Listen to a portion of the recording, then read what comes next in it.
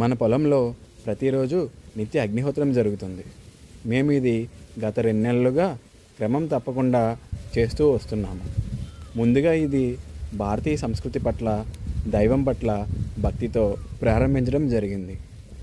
ఈ ప్రక్రియ మొదలుపెట్టిన కొద్ది రోజుల్లో పొలంలో జరుగుతున్న మంచిని మేము గమనించాము. ప్రకృతిని, మట్టిని కాపాడే ప్రయత్నంలో దైవం మనకి తోడున్నాడనే నమ్మకాన్ని మాకు పెంచింది. ఒక విషయం మాకు ఆనందాన్ని, ఆశ్చర్యాన్ని కలుగజేసింది. అదేంటో నేను మీకు వీడియో చివరిలో చూపిస్తాను. ఇది కేవలం పొలంలో మాత్రమే కాకుండా మన ఇళ్లల్లో కూడా చేసుకుని మనకి ఆరోగ్యాన్ని, ఆహ్లాదకరమైన వాతావరణాన్ని సృష్టించుకోవచ్చు. కంటి సమస్యల్ని, ఊపిరితిత్తుల సమస్యల్ని, వైరస్లని, జ్వరాలని, ఇలా ఎన్నో రకమైన సమస్యల నుండి మనల్ని, మన ఇంటిని మనం దూరంగా ఉంచుకోవచ్చు. అది ఎలాగో ఇప్పుడు మనం చూద్దాము. అగ్నిహోత్ర కిట్ మనకి అమెజాన్లో అవైలబుల్గా ఉంది. అందులో ఒక పిరమిడ్, ఆ పిరమిడ్ పెట్టుకోవడానికి ఒక స్టాండ్ ఉంటుంది. మనము ఆ స్టాండ్ పైన పిరమిడ్ పెట్టుకుని అందులో ఇలా ఆవు పిడకలను అమర్చుకోవాలి. ఈ పిరమిడ్ కాపర్తో తయారు చేయబడింది. ఇలా పిడకలు అమర్చుకున్న తర్వాత అన్పాలిష్డ్ బ్రౌన్ రైస్ని, ప్రిఫరబుల్లీ ఆర్గానిక్ రైస్ని మనం ఒక టీ స్పూన్ అంత తీసుకుని పక్కన పెట్టుకోవాలి. ఇప్పుడు ఆ బియ్యంలోకి దేశీ ఆవు నెయ్యి వేసి కలుపుకోవాలి. దేశీ ఆవు నెయ్యి, దేశీ ఆవు పిడకలు మాత్రమే వాడాలి.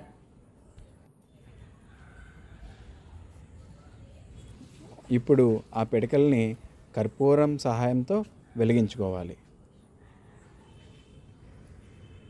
ఇలా ఆవు పిడకలు కాలుతున్నప్పుడు మనకి ఉపయోగపడే ఎన్నో రకాల గ్యాసెస్ని వాతావరణంలోకి విడుదల చేయడం జరుగుతుంది.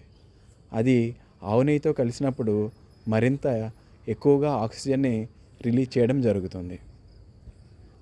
1 గ్రాము ఆవు నెయ్యి ఆవు పిడకలతో కాల్చినప్పుడు 1000 లీటర్ల ఆక్సిజన్ని వాతావరణంలోకి విడుదల చేస్తుంది.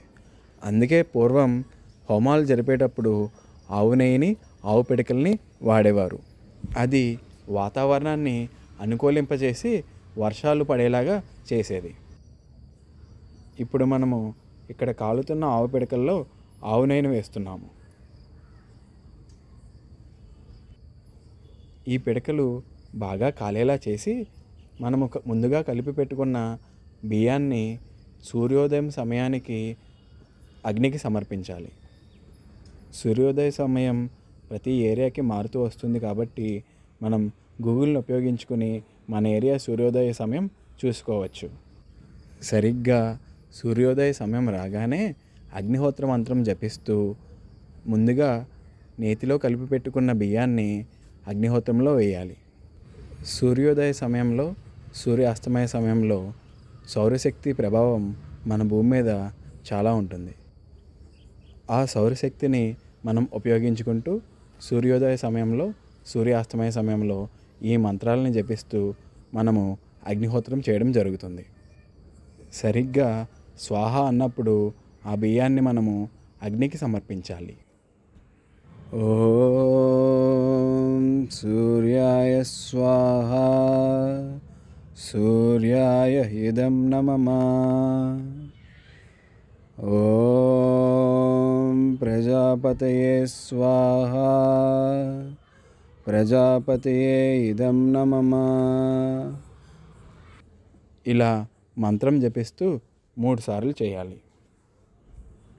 ఇలా అగ్నిహోత్రం ప్రతిరోజు చేయడం వల్ల మన వాతావరణం, మన ఆరోగ్యాలు మెరుగుపడతాయి.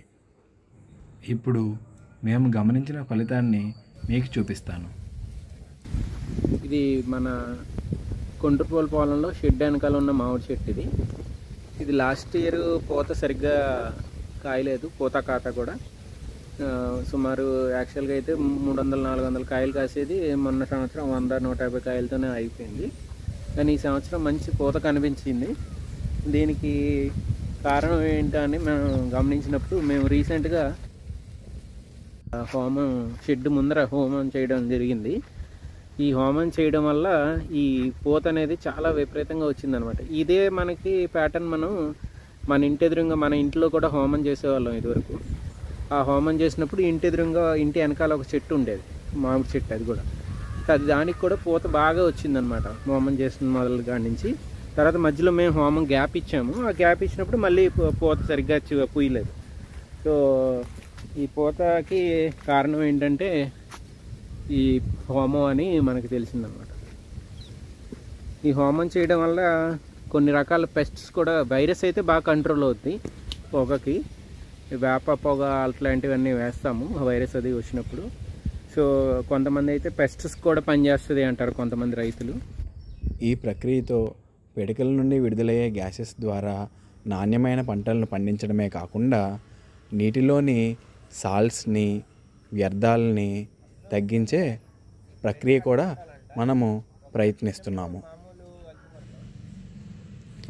అందులో భాగంగా మిగిలిన భస్మాన్ని కొంచెం తీసుకొని నీటిలో కలుపుకొని మనం పొలంలో ఉన్న బోర్లోకి తిరిగి నీటిని పోస్తాము.